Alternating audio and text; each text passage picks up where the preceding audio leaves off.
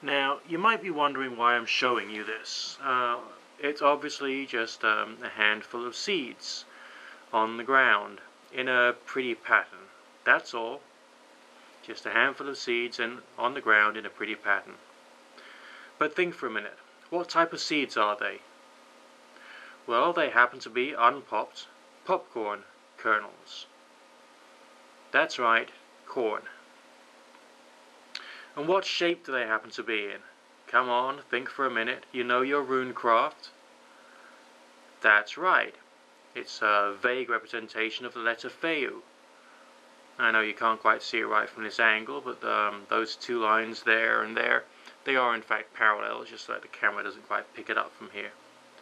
But this is a method which was shown to me way back in my early pagan days of how to summon the spirit of a symbol.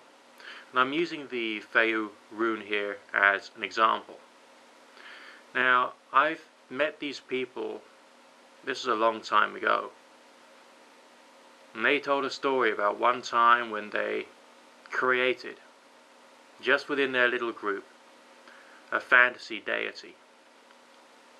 And they based it upon characters that appeared in their Dungeons and Dragons game that they played together. And this was a warlike creature, female, sexual, violent, bloody, and they designed a symbol to represent it. And they based it loosely upon the chaos magic idea of sigillation.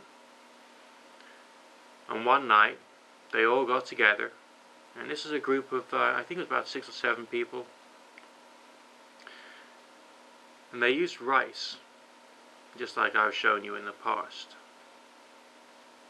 They mixed it with seeds and lentils and pebbles from the garden, and they drew out on the carpet the shape of that particular symbol. And they sat around it in a circle, and they chanted, and they summoned this particular spirit. Remember, this was a spirit which, for want of a better phrase, didn't actually exist. It was just invented by them on the basis of their Dungeons and Dragons games. Now, I tend to meet these people once a month at a place in London, where I went for the chaos magic training sessions with a certain individual. And one day, the lady came in, really rather excited and animated. And she carried on saying the phrase, "A monster appeared, a monster appeared." And I said, "What are you talking about?" And she says, "Well, you know, we got together, we did our chanting, and a monster appeared." And this was the method that they used. They used little objects like beads or seeds or stones or pebbles or rice, and they created a symbol on the carpet, and they sat around it and they chanted.